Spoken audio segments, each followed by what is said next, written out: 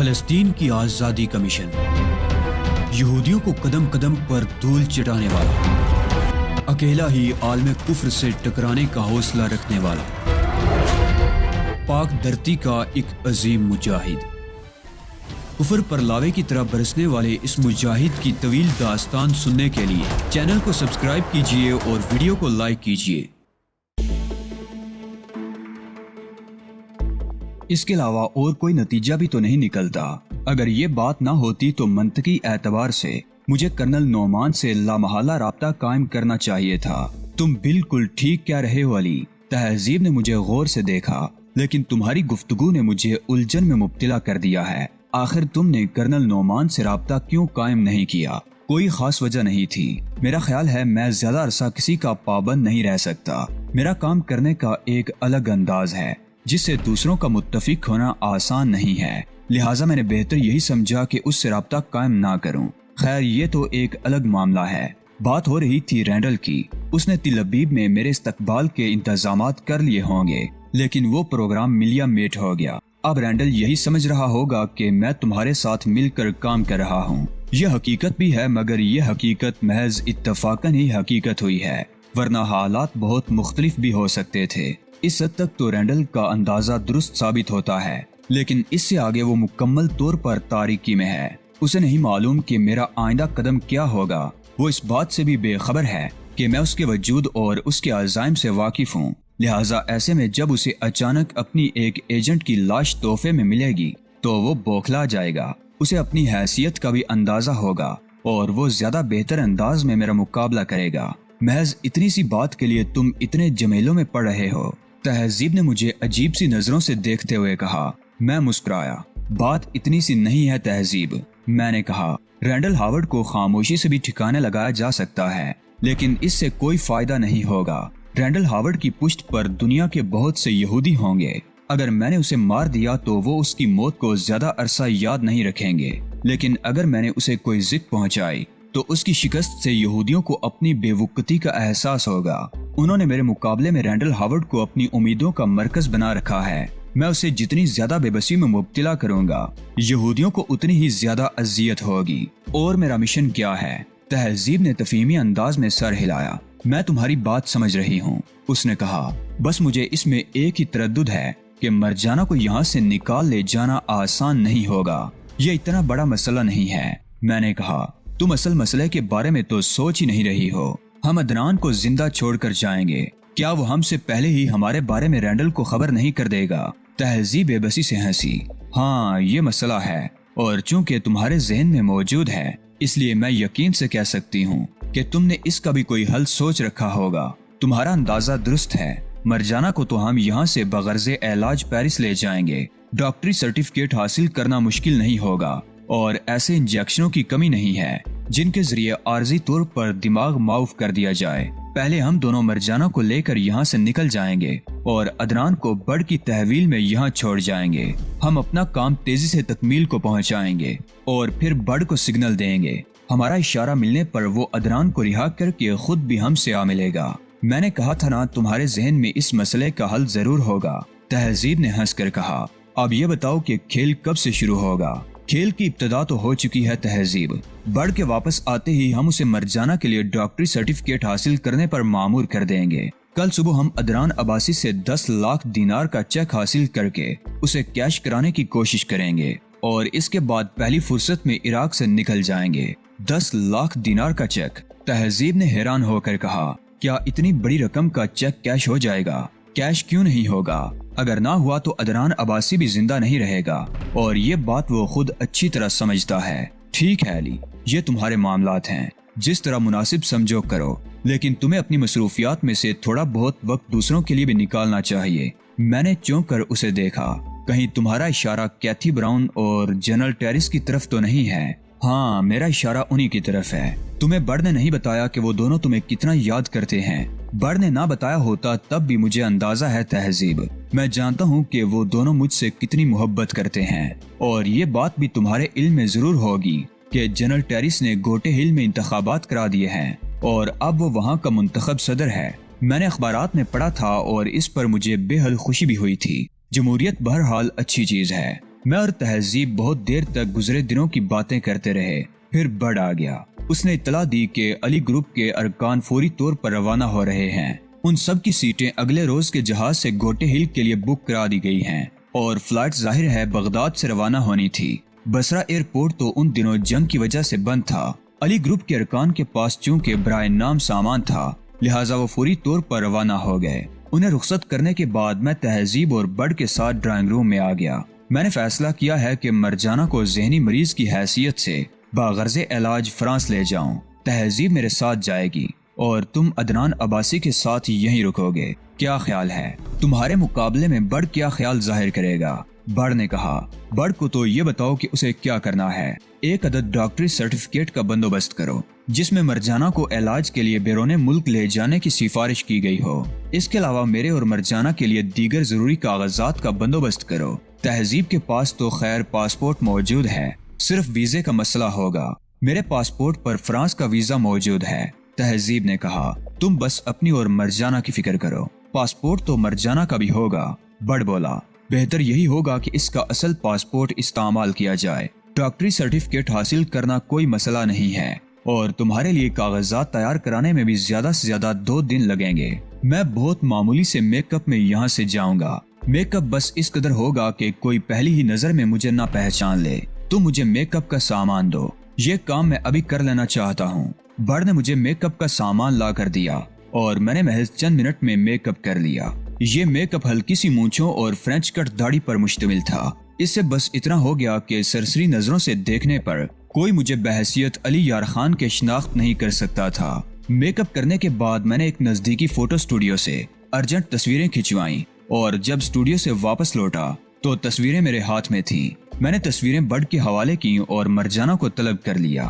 بڑ مرجانہ کو لے کر آیا تو اس کے ہاتھ پشت پر بندھے ہوئے تھے. پیر البتہ بڑ نے کھول دیے تھے. مرجانہ کا چہرہ اگرچہ اترا ہوا تھا مگر اس کے تیور اب بھی خراب تھے. تم لوگ میرے ساتھ جو سلوک کر رہے ہو اس کا خمیازہ تمہیں ضرور بھگتنا پڑے گا. اس نے ڈرائنگ روم میں داخل ہوتے ہی بپھرے ہوئے انداز میں کہا. اس کے ہاتھ بھی کھول دو بڑ. میں نے مرجانہ کی بات نظر انداز کرتے ہوئے کہا اور بڑ نے اس کے ہاتھوں کی بندشیں بھی کھول دیں. میں نے مرجانہ کو بیٹھنے کا اشارہ کیا اور وہ مجھے گورتی ہوئی ایک صوفے پر ٹک گئی. تمہاری تمام حرکتوں کے باوجود میں نے اب تک تمہارے ساتھ کوئی خراب سلوک نہیں کیا ہے.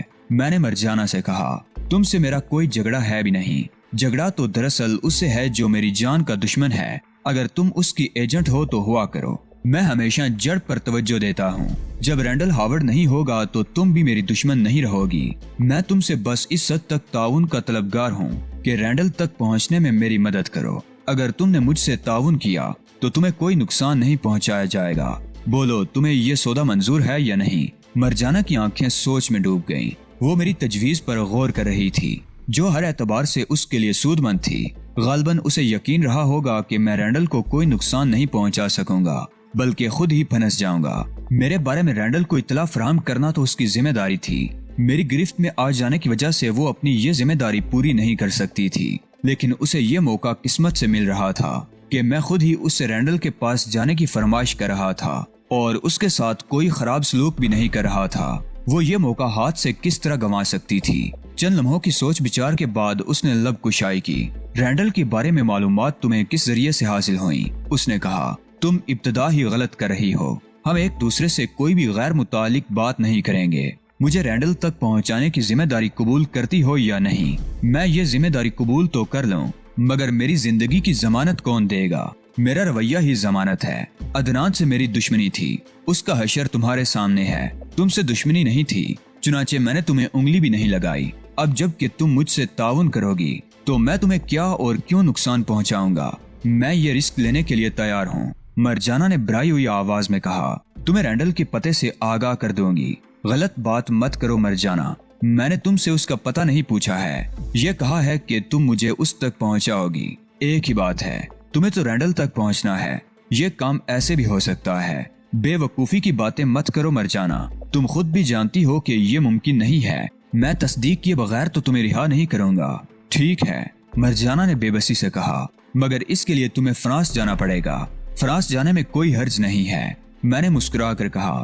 بلکہ یہ تو بہت اچھی بات ہے. اس بہانے فرانس بھی دیکھ لوں گا. تمہارا پاسپورٹ تو ہوگا، پاسپورٹ بھی ہے اور فرانس کا ویزا بھی ہے، مرجانہ نے کہا، لیکن اس کے لیے مجھے گھر جانا پڑے گا، میں خود تمہیں لے کر چلوں گا۔ میں نے کہا، خیال رکھنا کہ اگر تم نے کوئی گڑبڑ کرنے کی کوشش کی تو میں تنہا نہیں ہوں گا، اور بھی لوگ ہوں گے جو تمہاری نگاہ سے پوشیدہ ہوں گے اور کسی گڑبڑ کا احساس ہوتے ہی حرکت میں آ جائیں گے۔ میں سمجھتی ہوں، مرجانہ نے دھیمی آواز میں کہا، بے فکر ہو، مجھے اپنی زندگی بہت عزیز ہے، میں کوئی گڑبڑ نہیں کروں گی۔ میرے خیال میں اب میڈیکل سرٹیفکیٹ کے جھنجٹ میں پڑنے کی ضرورت نہیں رہی۔ میں نے بڑ کی طرف دیکھتے ہوئے کہا، جیسا تم مناسب سمجھو چیف۔ بڑ نے کہا، مگر وہ مطمئن نظر نہیں آ رہا تھا۔ میں مرجانہ کے ساتھ جا رہا ہوں۔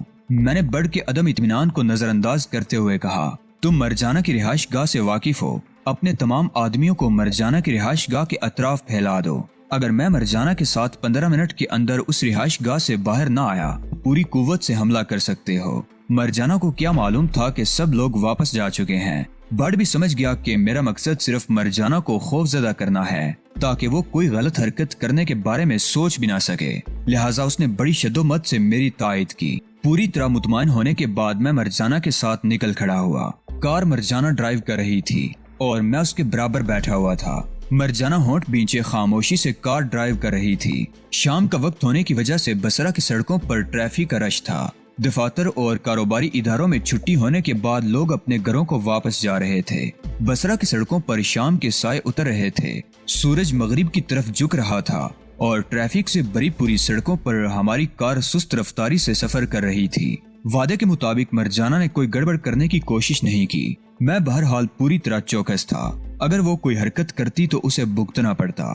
اپنے بنگلے پر پہنچ کر اس نے ہارن دیا اور گیٹ پر موجود چوکیدار کو گیٹ کھولنے کا اشارہ کیا۔ چوکیدار کے چہرے پر عجیب سے تاثرات دکھائی دیے، مگر ظاہر ہے وہ رتبے کے فرق کی وجہ سے کچھ پوچھ نہیں سکتا تھا۔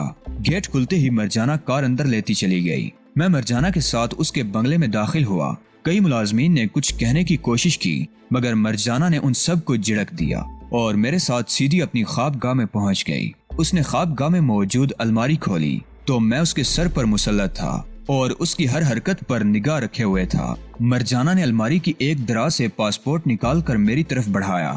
میں نے پاسپورٹ لیتے ہوئے اسے الماری بند کرنے کا اشارہ کیا۔ جب اس نے الماری بند کر دی تب میں نے اس کے پاسپورٹ پر نگاہ ڈالی۔ بیٹھ جاؤ علی، اس نے بڑے شیریں لہجے میں کہا، یہاں تم میرے مہمان ہو، کچھ پینا پسند کرو گے؟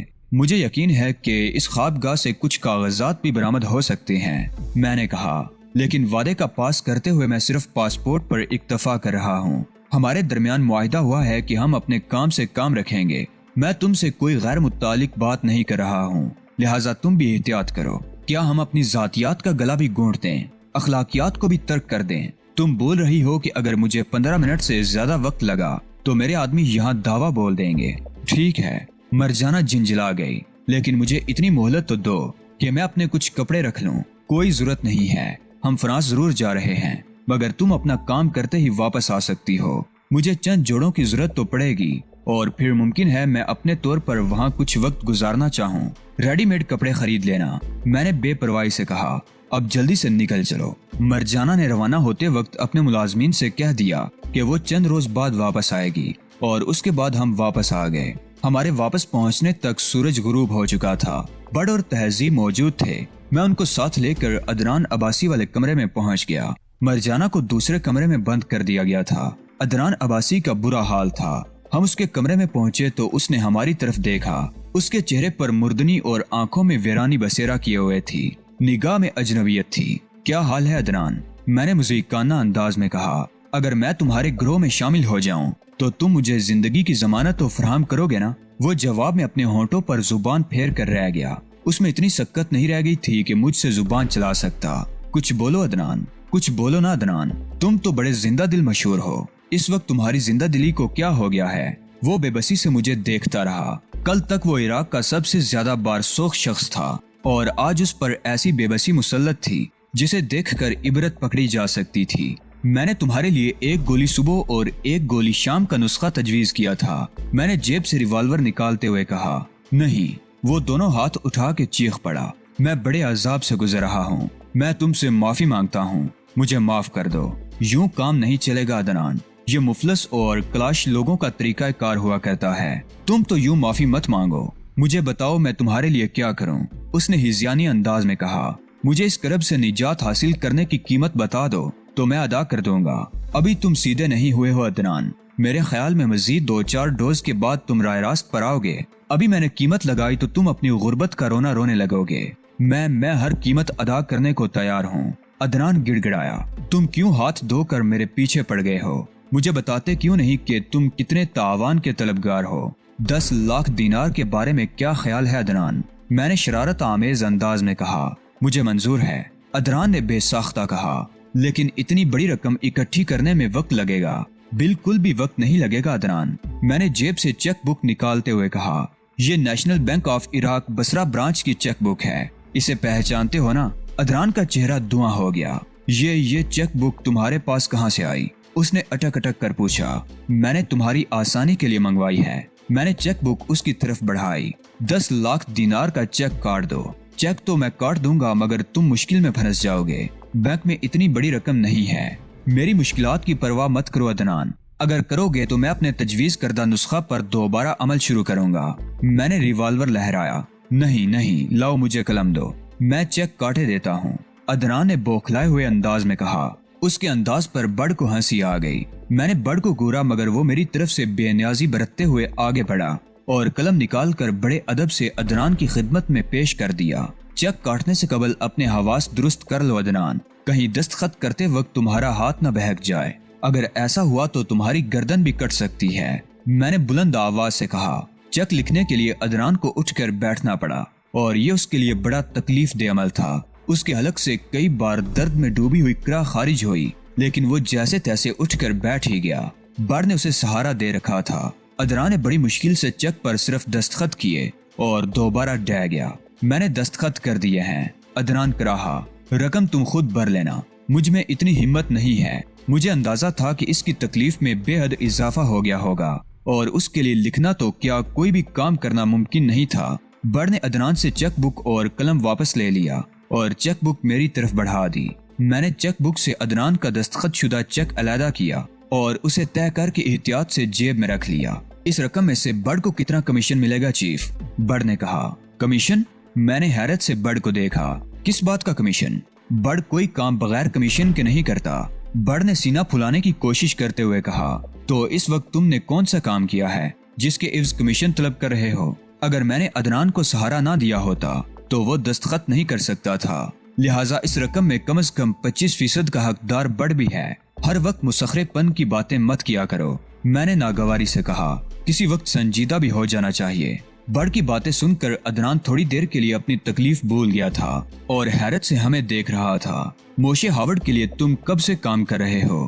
دفعتاً تہذیب نے سوال کیا اور عدنان بری طرح چونک پڑا۔ کون سا ہاورڈ؟ بوکھلاہٹ کے عالم میں اس کے منہ سے اس کے سوا کچھ نہ نکل سکا۔ موشے ہاورڈ، تہذیب ایک لفظ پر زور دیتے ہوئے بولی۔ موشے رینڈل ہاورڈ، میں نہیں جانتا تم کس کی بات کر رہی ہو، عدنان نے اٹک اٹک کر کہا۔ میں تو تمہیں بھی نہیں جانتا، تم کون ہو؟ جاننے والے جانتے ہیں کہ یہ وہ تہذیب مالکم ایکس ہے جس کے بغیر علی یار خان نامکمل رہتا ہے، میں نے سپاٹ دار آواز میں کہا۔ اوہ ہاں، میں نے تمہارے بارے میں سنا ہے، عدنان نے زور زور سے سر ہلایا۔ وہ تہذیب کے سوال سے فرار ہونے کی ناکام کوشش کر رہا تھا۔ ضرور سنا ہوگا مسٹر عدنان، تہذیب نے کہا، اور آئندہ مجھے یاد بھی رکھو گے، اس لیے کہ میں اپنے سوال کا جواب پوچھ کر ہی دم لوں گی۔ میں نے کہا نا کہ میں اس نام کے کسی شخص سے واقف نہیں ہوں، عدنان نے ہٹ درمی کا مظاہرہ کیا۔ میرا خیال ہے اس ڈیٹ شخص کے لیے تم نے ٹھیک ہی نسخہ تجویز کیا تھا۔ تہذیب مجھ سے مخاطب ہوئی۔ ذرا اپنا پستول تو نکالنا۔ نہیں، عدنان بے بسی سے چیخا، تم وعدہ کر چکے ہو کہ اب مجھے کوئی اذیت نہیں پہنچاؤ گے۔ اگر تم تہذیب کے سوالوں کے جواب دے دو تو میں اب بھی اپنے وعدے پر قائم ہوں۔